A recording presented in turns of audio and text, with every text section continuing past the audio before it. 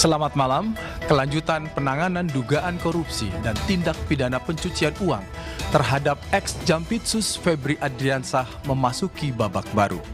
Febri Adriansah ditahan di rutan KPK untuk 20 hari pertama. Febri mengklaim dirinya dikriminalisasi. Bagaimana kelanjutannya? Setelah Febri ditahan, inilah Satu Meja The Forum malam ini bersama saya, Yogi Nugraha. Sudah hadir di studio Kompas TV malam ini Pak Saud Situmorang, Wakil Ketua KPK periode 2015-2019. Pak Saud, apa kabar? Malam Pak Saud.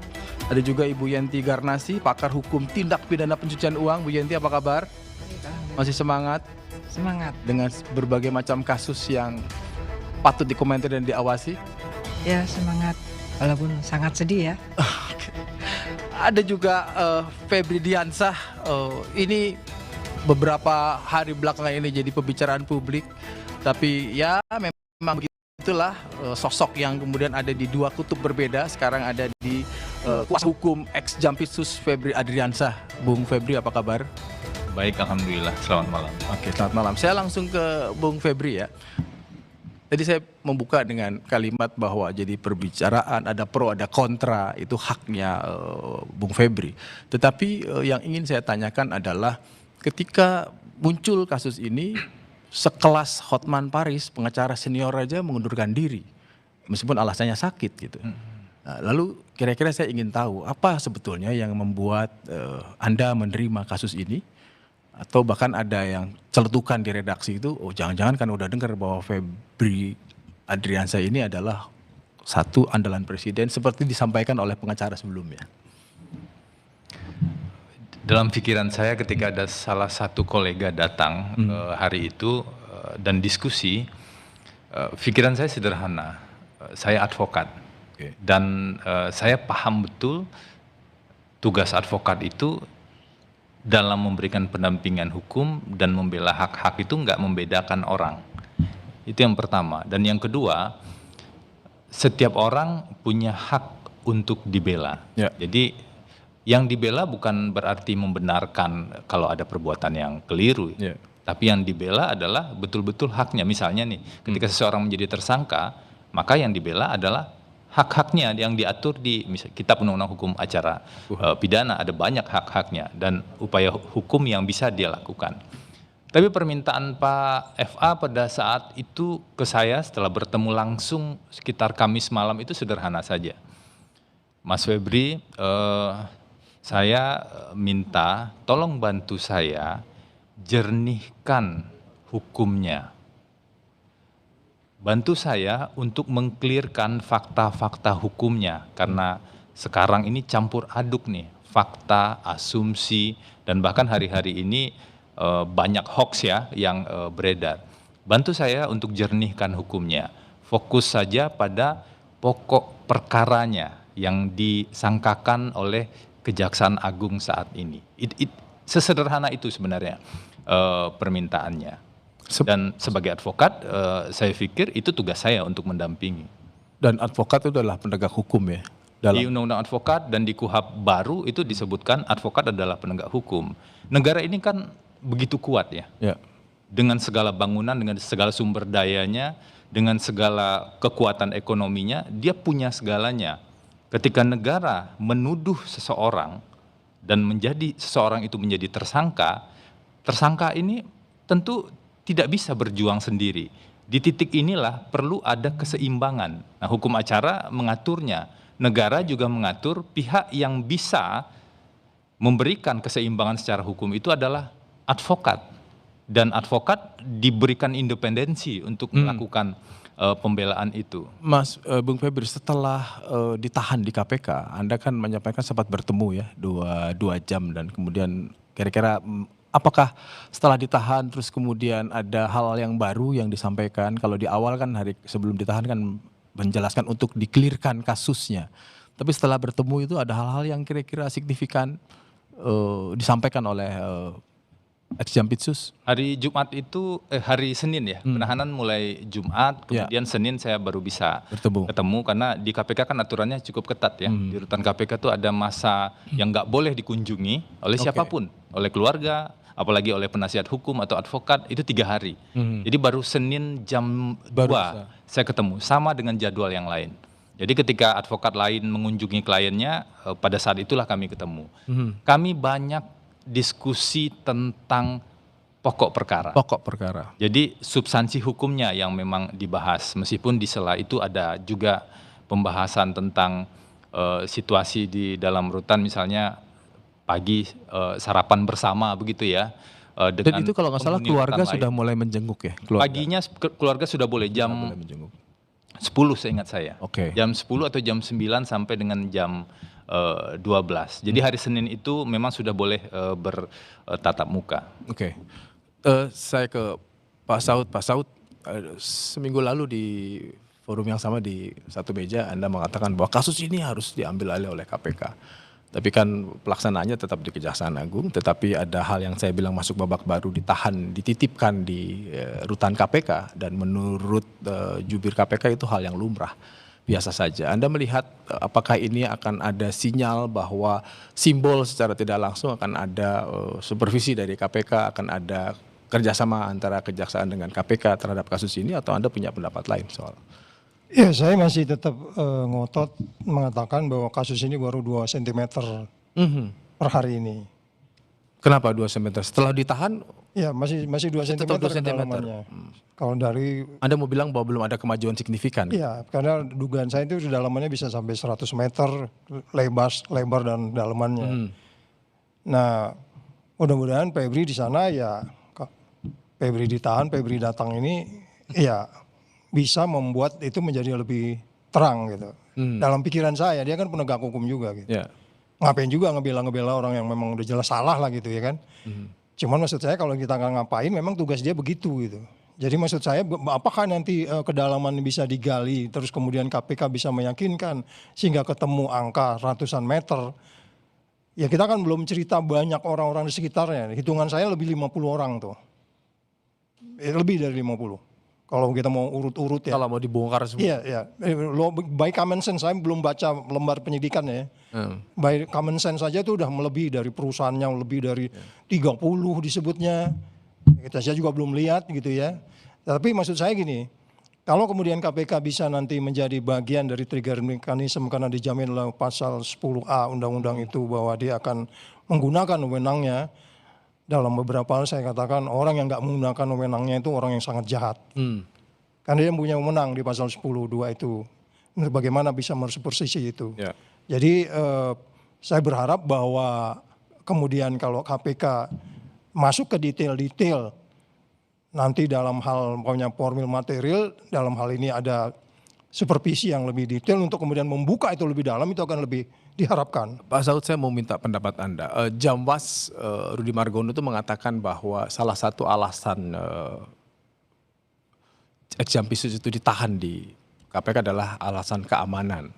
Karena yang bersangkutan saat menjadi Jampisus banyak menangani kasus-kasus besar. Anda sebagai mantan pimpinan KPK, apa pendapat Anda soal ini? Iya, itu yang kalau di KPK itu ada pengawas internal, kalau di Kejaksaan itu ada Asintel Kejaksaan itu. Asintel itu kan menjaga barang bukti dan orang untuk tidak dirusak. Ya. Nah, kita belum bicara apa yang disebut sebagai ini loh ya, bagaimana mengamankan barang yang disita ya. Since custody itu kan hal yang sangat menjadi perhatian di dalam mengamankan barang-barang bukti. Demikian juga mengamankan orangnya gitu.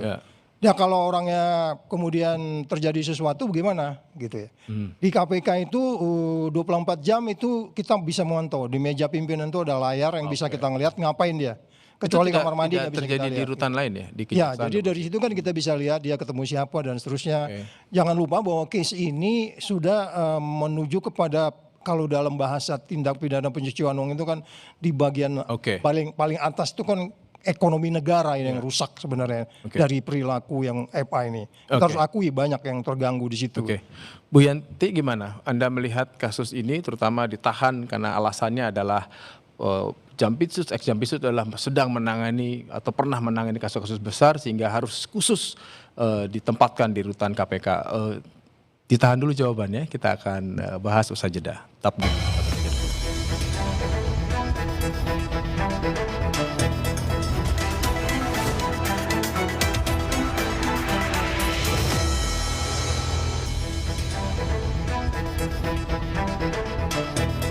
Masih di Satu Menjadi Forum, Bu Yenti, saya melanjutkan pertanyaan di segmen sebelumnya. Kalau tadi soal penahanan di KPK dititipkan persisnya, terus kemudian ada yang lebih ingin saya tanyakan adalah sebagai pakar hukum TPPU, sebetulnya apa sih yang harus dibuktikan oleh Kejaksaan Agung, tantangannya apa sih dalam kasus yang disangkakan kepada ex-Jampitsus Febri Adriansyah? TPPU itu kan memang suatu tindak pidana yang punya karakteristik khusus dibanding semua tindak pidana di seluruh dunia even ya. Bahwa ketika kita bicara TPPU itu kita bicara double crimes. Artinya baru ada TPPU kalau ada kejahatan asal. Bahkan ada yang bilang tindak pidana lanjutan ya Bu ya? Iya, jadi sebagai follow up crimes. Oke, follow up crimes. Ya. Artinya tidak mungkin ada TPPU tanpa ada kejahatan asal karena TPPU itu bicara dirty money, berbicara tentang hasil kejahatan asal. Maka secara kronologis kejadian ya, itu pasti ada kejahatan. Misal dalam hal ini langsung aja ya, ada korupsi, kemudian habis korupsi hasil korupsinya itu ngalir. Kan artinya di sini ada peristiwa ada korupsi dan kemudian ada peristiwa mengalirkan uang hasil korupsi. Di Pak Febri di kasus ini yang kita dengar dari kepolisian sejak awal itu adalah langsung tersangkakan dari 3 korupsi dan TPPU. Ya, kasus Asabri, Krakatau Steel dan pendistribusian suplai batubara ke PLN. Ya, dan TPPU. TPPU. Sudah langsung artinya bagi penyidik asal, penyidik tas tipikor itu, Kortas tipikor. Ya itu pasti sudah punya alat bukti itu masing-masing punya dua alat bukti. Kejahatan asalnya dari 3 korupsi ini minimal 2 alat bukti dan dari 3 kejahatan korupsi ini juga TPPU-nya pasti banyak sekali. Salah satunya kan ini, ya kan? Dan untuk TPPU ini juga ada 2 alat bukti. Sehingga di pasal 75 Undang-Undang TPPU itu tidak dicabut ya. Yang dicabut hanya deliknya aja ya, pasal 2, 3, 4, 5 dipindah ke KUHP. Tapi ketentuan lain tetap. Itu dikatakan bahwa dalam hal penyidik tindak pidana asal menemukan 2 alat bukti yang cukup untuk tindak pidana pencucian uang, maka penyidik tindak pidana asal, penyidik yang pertama menyidik korupsi itu menggabungkan. Sehingga mereka langsung mention bahwa yang bersangkutan ini. Menurut Bu Yenti, ketika kejaksaan menerapkan pasal TPPU dan menersangkakan Jampitsus itu salah atau tidak secara prosedur? Kan sudah disebutkan. Menurut saya, kalau saya sih berpijaknya pada dari kepolisian dulu ya, karena sudah diambil alih. Dan sudah dilimpahkan kan akhirnya kan? Kita bicara sekarang sudah dilimpahkan kan Bu? Gitu. Dilimpahkan ya. Sudah diserahkan lah, sudah diserahkan ke penanganannya. Diserahkan dengan paksaan. Dengan 3 sprindik dan. Saya juga saya juga sama. Saya merasa ini pasal 10 tadi harusnya itu diambil alih oleh KPK. Jadi KPK juga jangan menunggu diserahkan. Harusnya KPK itu mengambil alih karena ada ide suatu negara yang mempunyai penyidik tindak pidana korupsinya 3 itu hanya Indonesia.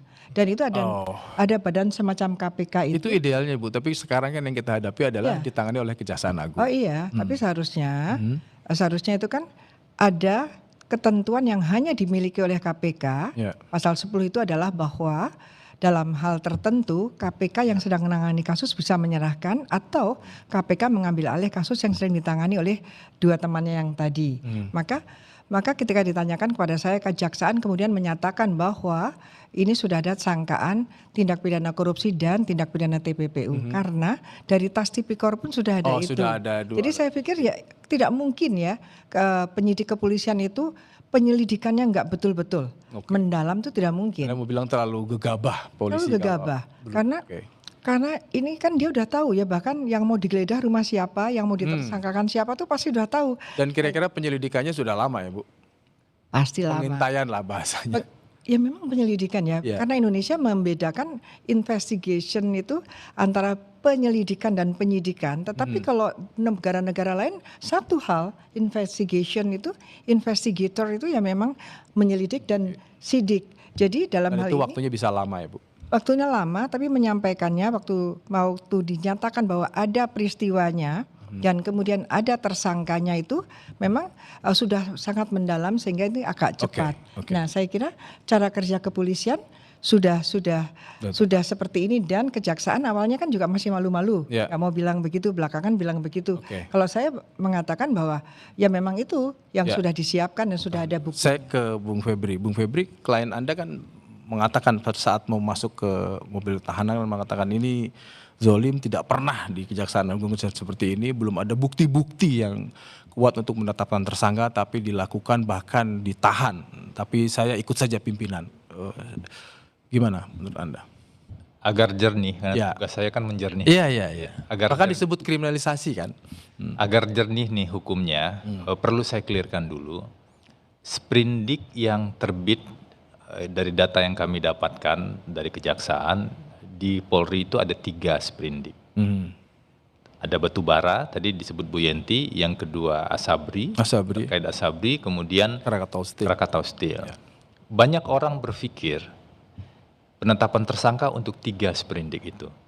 Saya ingin katakan di sini itu tidak benar. Yang benar adalah penetapan tersangka hanya 1, yaitu salah satu sprindik terkait dengan Asabri. Hanya Asabri. Itu di Polri ya. Oh, dari Kortas. Polri di Kortas. Nah, kita geser nih. Ini perkara kan sudah di Kejaksaan Agung. Kita nggak mundur lagi ke belakang. Diserahkan penanganan. Sudah diserahkan, dilimpahkan apapun terminologinya. Sekarang ditangani Kejaksaan Agung. Kejaksaan Agung kemudian menerbitkan 3 sprindik, surat perintah penyidikan umum. 1 saya nggak tahu karena nggak diperlihatkan terkait apa persisnya. Salah satunya adalah indikasi TPPU. Jadi 2-nya ini masih agak gelap nih. Apakah ini Yang Anda sebut ke media sebelumnya tidak jelas itu abu. itulah. Jadi ada zona abu-abu yang tidak cukup clear dalam proses penegakan hukum ini. Tapi yang clear adalah pada saat saya mendampingi hari Jumat kemarin itu pemeriksaan sebagai saksi dalam indikasi tindak pidana pencucian uang. Pada pukul 19 malamnya kemudian penyidik mengatakan sudah ditetapkan sebagai tersangka. Jadi awalnya dipanggil sebagai saksi, kemudian pukul 19 ditetapkan sebagai tersangka. Kalau di KPK itu nggak pernah kejadian ya Pak Saud. Oh, nggak ada sprindik umum yang masih kosong, belum ada statusnya.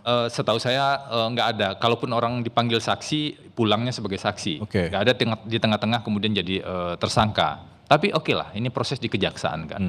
Pukul 19 ditetapkan sebagai tersangka.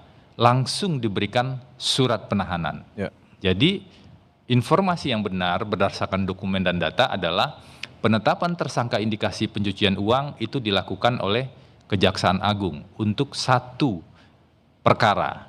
Nah, ini kan harus clear dulu. Lalu kenapa Pak FA menyampaikan beberapa hal setelah proses penahanan di hari Jumat hampir tengah malam minggu lalu gitu. Ya. Ketika proses pemeriksaan setelah pukul 19 itu ada salah satu hak tersangka yang tidak dipenuhi pada saat itu. Apa tuh? Di KUHP baru itu disebut secara jelas tersangka memiliki hak untuk disampaikan atau dijelaskan sejelas-jelasnya terkait dengan apa yang disangkakan. Jadi tersangka itu harus tahu saya itu dituduh ngapain, melakukan apa, dan melanggar apa. Kenapa ini penting? Semua orang kan bisa jadi tersangka. Kalau tersangka nggak tahu apa yang dituduhkan ke dia nggak bisa menyusun pembelaan dengan baik. Pembelaan ini kan penting, bukan membenarkan tetapi sebagai penyeimbang nih di kewenangan negara yang begitu besar tadi. Itu satu hal. Karena tidak jelas apa yang disampaikan, maka tentu saja konstruksi perkaranya tidak jelas. Ada diskusi yang terjadi pada saat itu ketika ditanyakan satu hal dijawab, kemudian ditanya lagi, ini sangkaan pada saya sebenarnya apa? Oke. Dan predikat crime-nya apa? Kalau tadi Bu Yenti mengatakan bahwa tindak pidana pencucian uang ini adalah follow up crime, Ya. pertanyaannya predikat crime atau tindak pidana asalnya apa? Kenapa ini penting? Karena Undang-Undang 8 tahun 2010 itu mengenal 25 jenis Ya, predikat crime. kejahatan sebagai Kalau salah predikat crime-nya, nggak bisa Kejaksaan Agung menangani. Justru jadi isu besar nanti. Nggak bisa pengadilan tipikor memprosesnya. Nah, pertanyaannya predikat crime-nya mana? Tapi Pak Saud, kalau dari penjelasannya Bu Yenti tadi kan jangan-jangan memang dari mulai Kortas itu sudah tahu, sudah ada alat bukti yang kuat sehingga udah nggak perlu lagi, dan ini strategi yang dilakukan oleh penyidik di kejaksaan, meskipun tadi disampaikan oleh pihak Pak FA bahwa itu ada hal-hal yang dilewati, bahkan ada hak dari tersangka yang tidak dipenuhi. Menurut Anda gimana ini? Ya itu tadi. Ditahan dulu jawabannya, kita harus jeda, kita akan kembali setelah yang satu ini.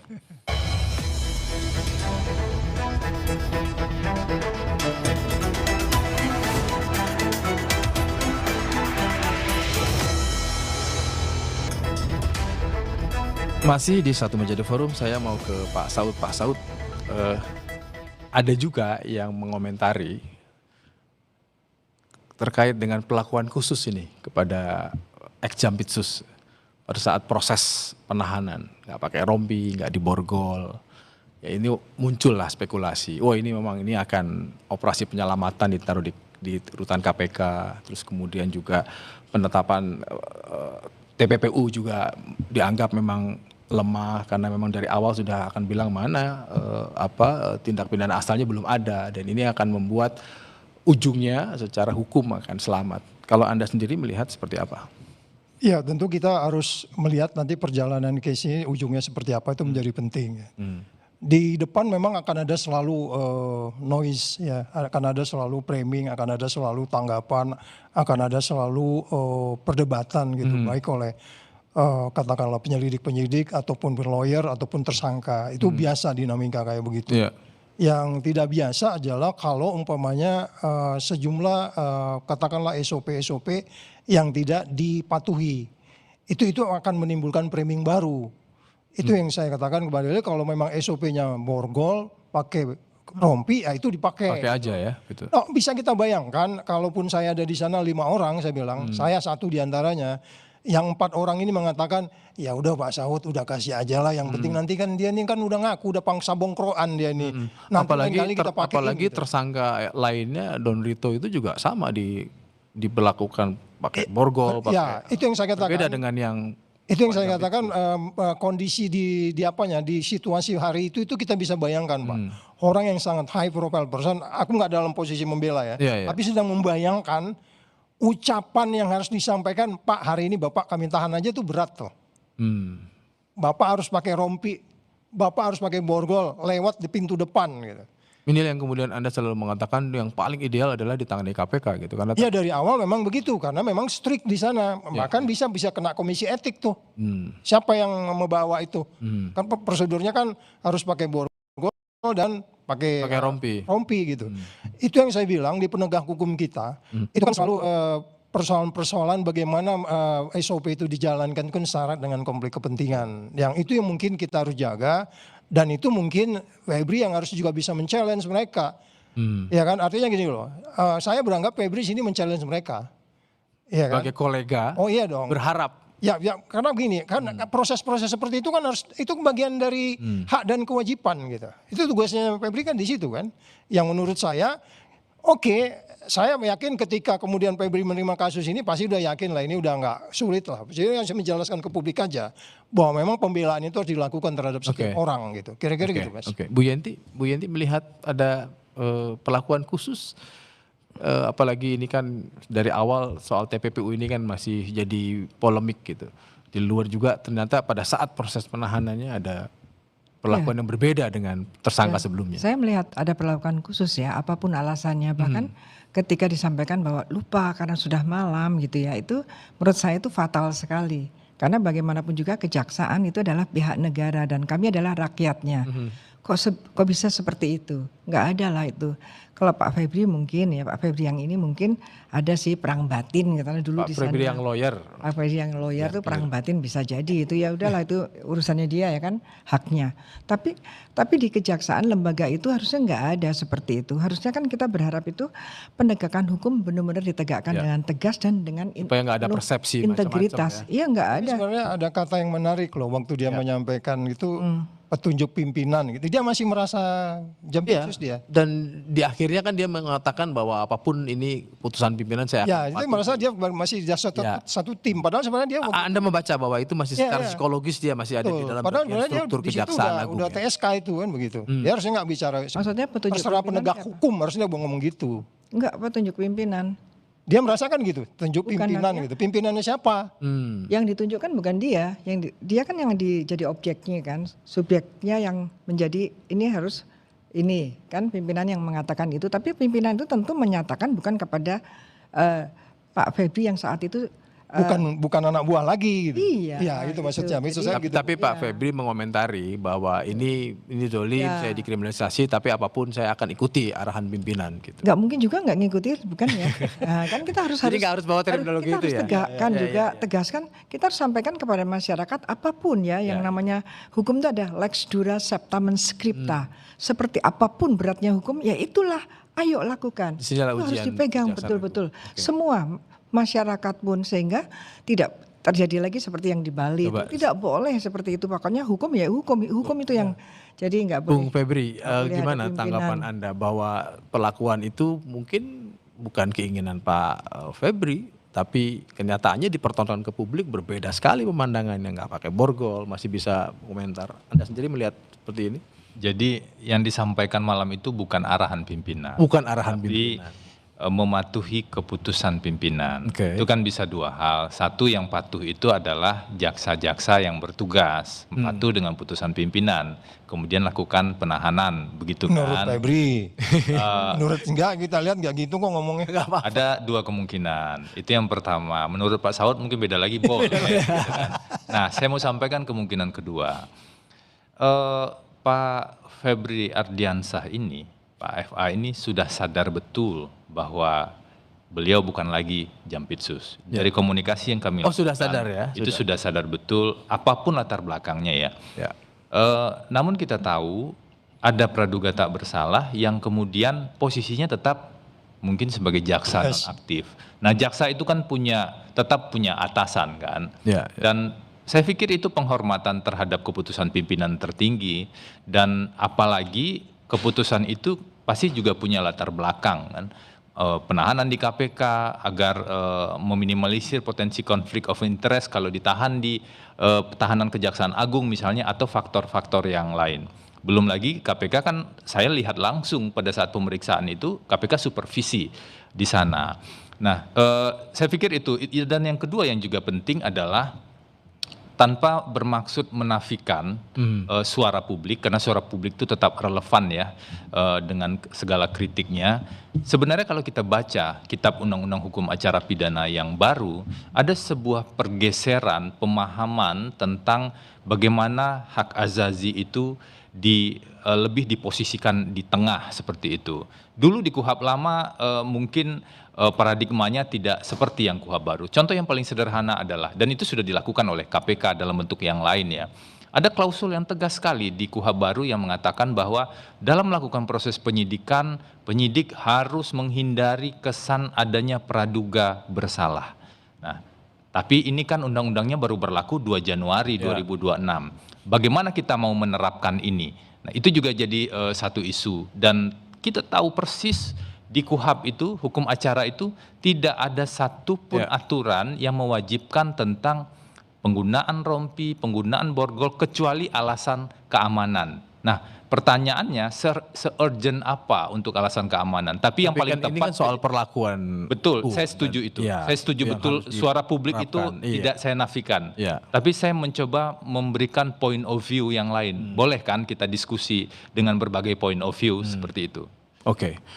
Kan gini, ada satu pernyataan dari ex-Jampitsus yang mengatakan seperti protes ke institusinya. Tidak pernah terjadi selama ini di Kejaksaan Agung. Ini mantan Jampitsus yang selalu nangani.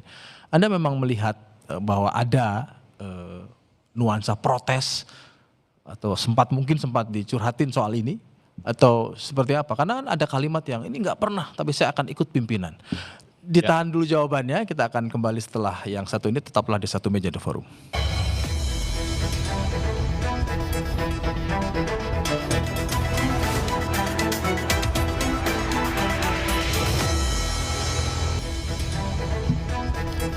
Masih di Satu Meja The Forum, Bung Febri, saya mau meneruskan pertanyaan tadi. Ada nuansa protes tangkapan saya, ada nuansa protes kekesalan dan mengatakan ini baru pertama kali terjadi di lingkungan Gedung Bundar Kejaksaan Agung. Apakah benar klien Anda ya sebagai lawyer kan pasti mendengarkan semua. Ada keluhan itu? Jadi memang konteksnya saya jelaskan begitu ya, biar nggak keliru dipahami. Ya. Karena saya hadir betul di ruangan. Pada saat itu pembicaraannya adalah soal standarisasi pembuktian Proses, oke. dan kualitas alat bukti. Jadi ada satu pembahasan terkait dengan ya tadi ada hak untuk dijelaskan itu kan. Nah, misalnya terkait dengan emas, misalnya contoh sederhana, kita semua lihat ada emas, itu nggak bisa dipungkiri, benar ada emas. Tapi wajar ada pertanyaan secara hukum misalnya, itu emas milik siapa? Setelah diketahui emas itu milik siapa, baru pertanyaan lanjutannya, dari mana asal usul uang untuk jadi emas itu? Atau dari mana asal usul emas tersebut? Ini pertanyaan hukum yang wajar dan ini tidak terjelaskan dalam proses pemeriksaan hari itu. Padahal ditetapkan tersangka, indikasinya terkait dengan emas dan segala macam yang ditemukan itu. Karena itulah kemudian ada diskusi, ada pernyataan memang ini kalau standar penyidikan di Gedung Bundar itu maksudnya standar penyidikan di Kejaksaan Pitsus, Agung seharusnya ada pembuktian, ada klarifikasi yang lebih ketat sebelum seseorang ditetapkan sebagai tersangka.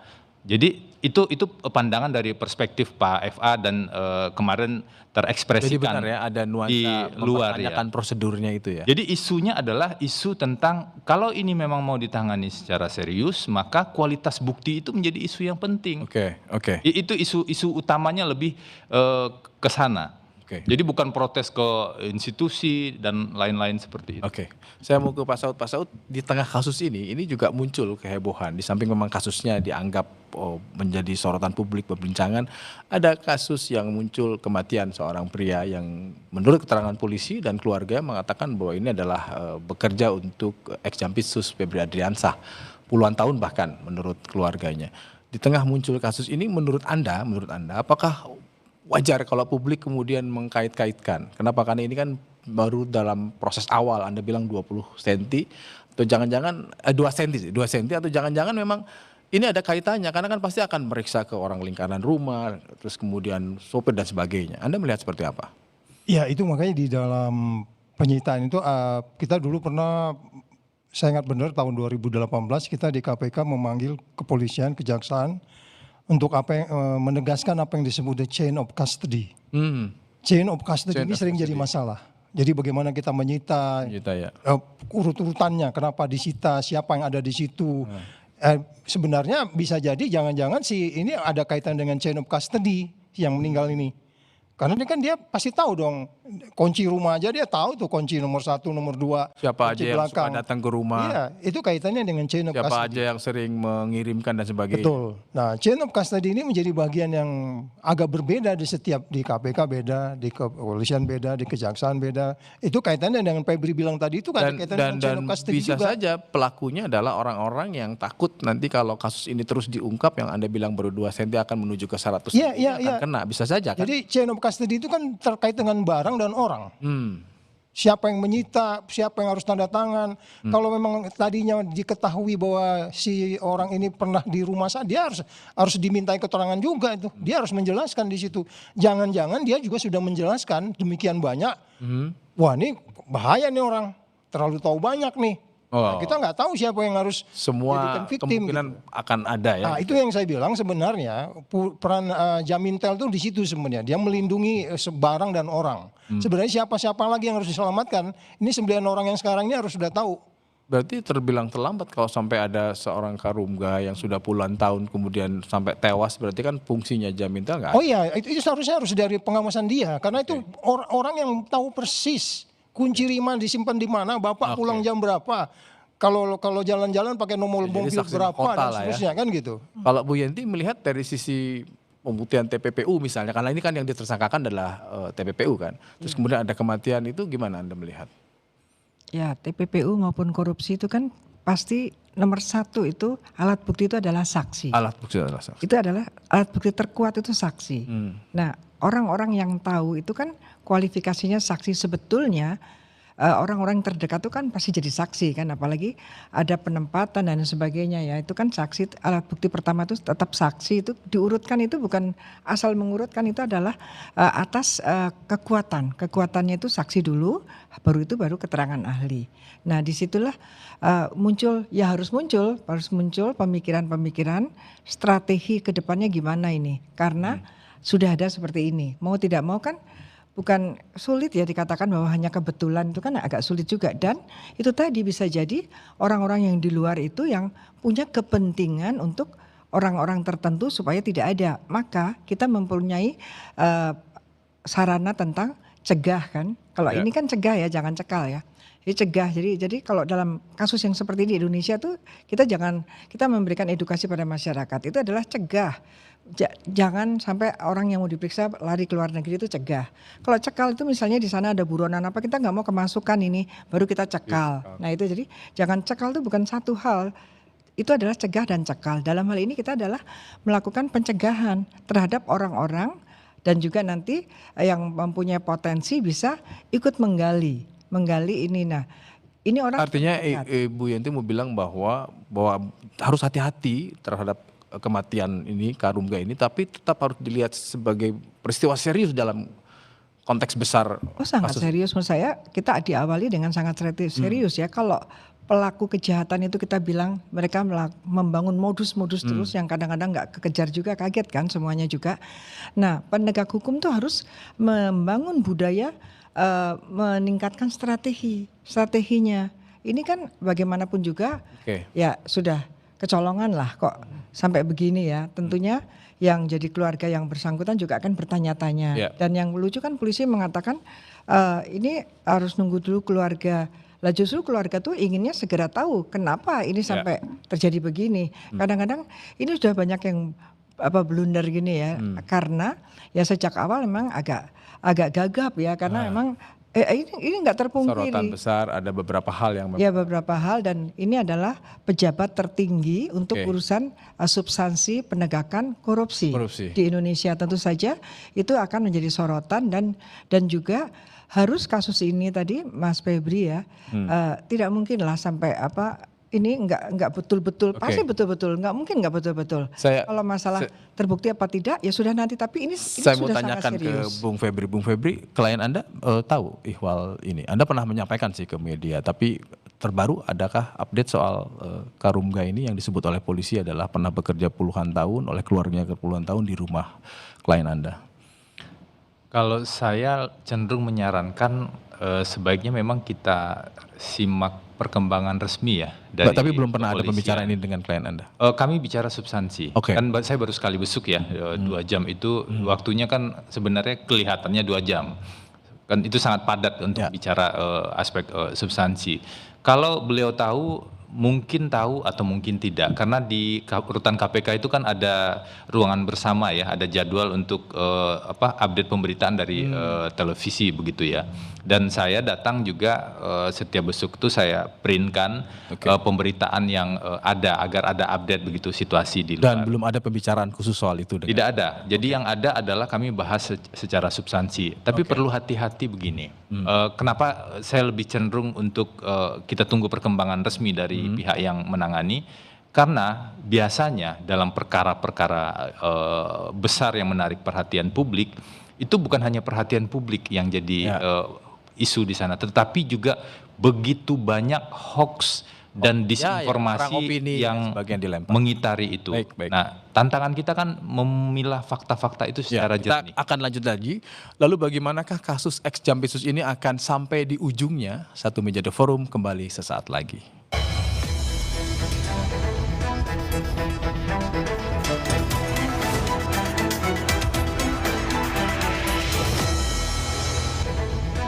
Masih di Satu Meja The Forum, Pak Saud. Di bagian akhir saya minta pendapat Anda, apa kira-kira kasus ini, apakah Anda tetap sebaiknya ada di KPK, masih ada waktu atau seperti apa? Ya, yang Singkat saja. Yang paling penting adalah bagaimana kasus ini menjadi lebih transparan, lebih akuntabel, bebas dari konflik kepentingan, dan dilaksanakan dengan fair. Dan dalam hal ini semua harus di-challenge. Febri harus men-challenge juga para jaksa yang bekas seniornya dia gitu. Iya dong, kita kan pingin hukum tuh nggak bisa dibangun dengan dendam, Pak. Nggak. Kita nggak ngedidik rakyat kita dengan demikian. Kita juga nggak boleh membiarkan hoax-hoax itu berkeliaran di negeri ini. Hukum tidak boleh dibangun dengan seperti itu. Saling check and balance satu sama lain, saling men-challenge. Itu yang paling penting. Dan itu yang hukum akan menjadi pasti, hukum menjadi adil, dan hukum menjadi bermanfaat. Itu kira-kira gitu. Oke, Andra masih menaruh harapan kepada Febri Diansah, kolega Anda di KPK dulu ya. Ya, saya harap dia lebih tegar di sana. Oke, Bu Yenti mau fokus apa nih soal TPPU-nya? Apa yang mau sampaikan? Dua hal ya. Satu, soal TPPU-nya itu bahwa memang TPPU tergantung kejahatan asal. Tapi bukan berarti harus inkrah. Dan pasal 75 saya katakan tadi bisa bersamaan. Dan orang itu kan perbuatannya. Tapi orang-orang itu tidak selalu dua-duanya kena. Jadi saya sangat yakin ya, bahkan saya masih berpikir ya, seandainya tidak bisa ke KPK, lebih baik di kepolisian. Kenapa? Karena polisi sudah berhitung, sudah sangat hati-hati. Kenapa? Karena waktu tertentu dia pasti akan melimpahkan ke kejaksaan. Itu pasti dia akan lebih hati-hati karena dia udah tahu pasti ke sana. Dan yang penting di sini adalah ambil pelajaran dari kasus ini. Penegak hukumlah yang harus memberikan contoh untuk patuh terhadap hukum. Budaya patuh itu harus betul-betul dicontohkan dalam hal ini karena memang petinggi kan yang kena. Jadi supaya satu, korupsi tidak merajalela. TPPU itu harus kalau merasa ini bukan punya saya, nanti ada pasal 77 pembuktian terbalik ya yang gampang di pengadilan. Itu. Jadi saya berharap ini terungkap dan saya tetap yakin kepolisian tidak mungkin sembrono. Jadi dalam hal ini TPPU tetap jalan, tidak harus menunggu predikat crime-nya itu inkrah. Oh tidak dan saya yakin sudah ada 2 alat bukti. Bung Febri. Saya setuju dengan Bu Yenti bahwa predikat crime tidak harus inkrah. Ya. Tapi predikat crime harus ada. Harus ada. Dugaan saya pasal ini, bagian ini lupa dibaca. Saya bacakan penjelasan pasal 74. Penyidik tindak pidana asal dapat melakukan penyidikan tindak pidana pencucian uang apabila menemukan bukti permulaan yang cukup terjadinya tindak pidana pencucian uang saat melakukan penyidikan tindak pidana asal sesuai dengan kewenangannya. Jadi harus ada penyidikan predikat crime dulu. Bersamaan. Tindak pidana asal dulu. Dimunculkan. Setelah penyidikan tindak pidana asal, kalau ketemu pencucian uang, lakukan penyidikan tindak pidana pencucian uang. Bisa ditangani bersama-sama. Itu benar. Pertanyaan saya, bisakah penyidikan tindak pidana asal dilakukan hari ini? Penyidikan tindak pidana pencucian uang dilakukan di hari yang sama, sementara tidak ada kegiatan penyidikan di hari itu. Ini menurut saya cukup mendasar untuk menunjukkan bahwa memang ada masalah dalam proses penetapan tersangka tindak pidana pencucian uang. Menyampaikan satu ini penting sekali. Singkat. Jadi gini, Pak Febri jangan salah ya. TPPU itu novelty-nya adalah kita bisa menemukan tindak pidana asal itu kemudian karena hari ini kita menemukan dugaan pencucian uang. Masuk pencucian uang kita akan ketemu tindak pidana asal. Itu novelty-nya ketika saya mendalami tahun 2000-an. Saya baca pasal 74-nya, Bu. Terima kasih Pak Saud, terima kasih Bu Yenti, terima kasih Bung Febri. Terima kasih. Harapan publik sangat besar agar penanganan kasus ini bisa transparan dan berkeadilan. Tidak ada upaya melindungi siapapun yang menjadi pelaku kejahatan di 3 kasus, Asabri, Krakatau Steel, dan suplai batubara ke PLN. Semoga publik tidak lagi dikecewakan. Demikian Satu Meja The Forum malam ini. Terima kasih dan sampai jumpa.